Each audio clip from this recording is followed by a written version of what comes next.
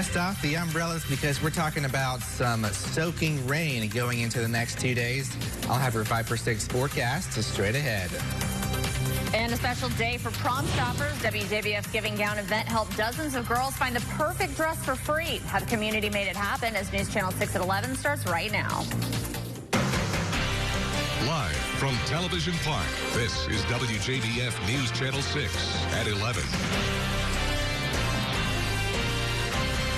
Saturday evening to you. I'm Kim Vickers. Thank you so much for joining us. Our coverage you can count on begins in Bamberg County, where we now know the identity of the victim of a deadly crash. Around 5 a.m. Saturday, 23-year-old Damian Hyatt was driving on US 78 outside of Denmark when he veered off the right side of the road, hitting a mailbox before getting back on the road. Soon after, he veered off the left side, hitting a tree. Hyatt was pronounced dead at the scene. His body will be sent to Newberry for autopsy and toxicology. An Augusta home is heavily damaged after a fire Saturday morning. It started just after 10 a.m. on Old Barton Chapel Road near its intersection with Wrightsboro Road. Neighbors tell News Channel 6 that the house is currently unoccupied, but had recently become a hangout for the homeless at night. They say there was a small fire there earlier this week. We've reached out to Augusta Fire for more information on the investigation. No word yet on how it got started or if anyone was injured. Richmond County deputies need your help finding Janice Tunnel, last seen Saturday afternoon near Sagemont Drive. She has mental disabilities and diabetes. She was wearing black pants, a blue floral shirt, and a burgundy sweater. If you see her, call the sheriff's office. WJBF's annual Giving Gown event was held today at the First Baptist Church of North Augusta. Dozens of girls were able to choose between hundreds of dresses along with shoes and accessories. The public donated these items to Television Park for a month and a half. There were more than 400 dresses and over 200 pairs of shoes collected. An organizer with the Giving Gown donation event says collections start as early as January, and while many hours of planning go into the event, it's all worth it. Just having the moment, seeing the girl come out of the dressing room and, smile, gripping that dress and knowing that she's going to go out, leave from here and feel like a princess. And we're able to do that for them for free because of our viewers and our patrons of the CSRA. It makes it all worth it.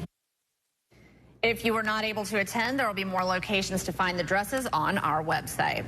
And we're going to send it on over now to meteorologist Miller Hyatt for a quick first check of your forecast. Miller, nice day out. It was a nice day. Yes, beautiful. We hit 80 degrees today, Kim, so certainly very spring-like, but it won't last for very long because we're going right back to winter tomorrow with highs in the 50s, so get ready for that. So Waynesboro right now, nice and quiet at this hour. We are dry, but not for long. We're starting to see some rainfall pop up near Athens and just north of the Atlanta metro right now, but no rain in our area just yet. So 60 right now in Augusta, 59 in Aiken, 58 in Sandersville. We're about 14 degrees warmer than 24 hours ago in Augusta, so that's a big change, that's for sure. Dew points are not very high. They're pretty low in the 30s and low 40s across the area. We do have this north wind driving in some drier air into the area. And looking at tomorrow, certainly won't be dry. We're looking at some rain showers across the area. So for you dog walkers out there, make sure to have some rain gear on hand because it's going to be a soggy dog walk, that's for sure. So looking ahead, we're looking at that weather whiplash continuing Monday, another day of 50s, maybe even a little bit cooler in the low 50s with some showers, maybe some storms early on, especially Sunday night. And then we turn right back to spring with highs near 80 degrees next week with additional chances of showers and maybe a storm the following weekend. So it's these ups and downs as we head closer to the first official day of spring. I'll have more details in your forecast coming up, Kim. All right, Miller, thank you. Well, a big congratulations to a South Carolina 6th grader spelling his way to the national stage, and he's local. Colin Schuler, a student at Horse Creek Academy in Aiken, placed second at the Carolina Panthers Regional Spelling Bee. Now he's set to represent South Carolina in May on one of the biggest academic stages in the country, the prestigious Scripps National Spelling Bee in Washington, D.C. His school is planning a pep rally to celebrate, and the entire community is cheering him on. Way to go, Colin. A new bill could remove speeding cameras from school zones. It will make changes to a 2018 law that introduced them. Atlanta Bureau Chief Archit Seshadri reports on why lawmakers are proposing those changes. State lawmakers want to axe speeding cameras from school zones, or at least modify it, after numerous complaints from drivers who say the cameras catch them for going above the school zone speed limit, even when school is not in session. And the cameras do give us an opportunity to actually keep things slow.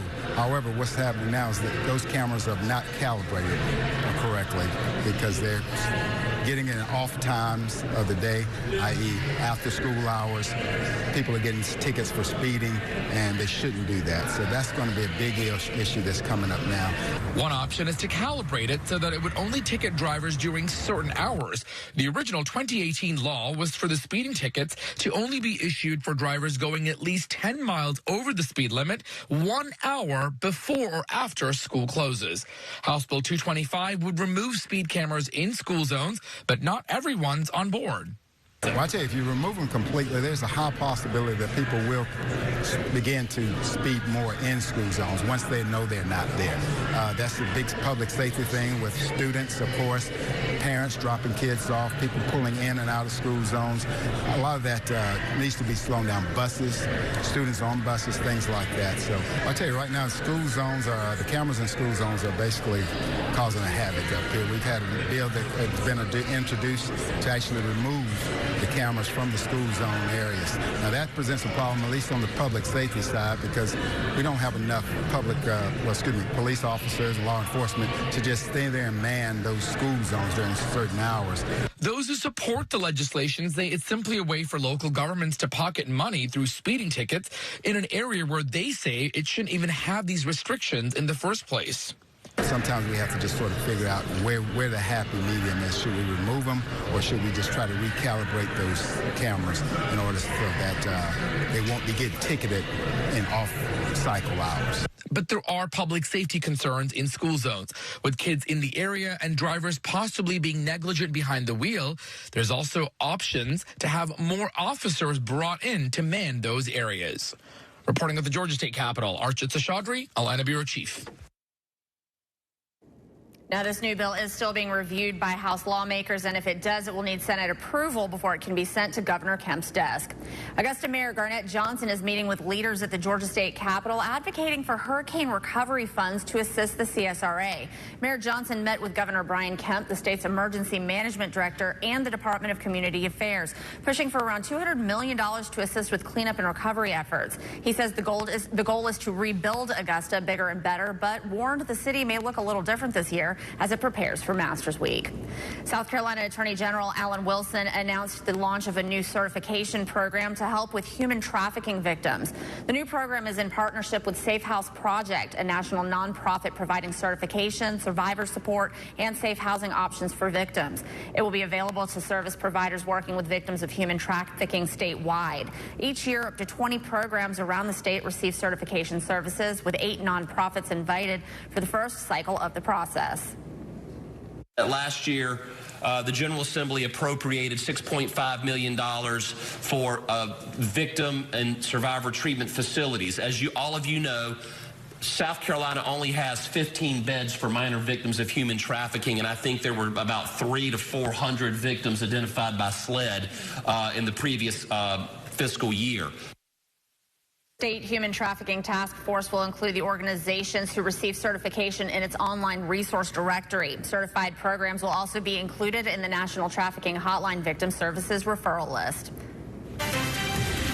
Well, not only are we gaining an hour of daylight tomorrow, we're also gaining some much needed rainfall, and I'll have details coming up.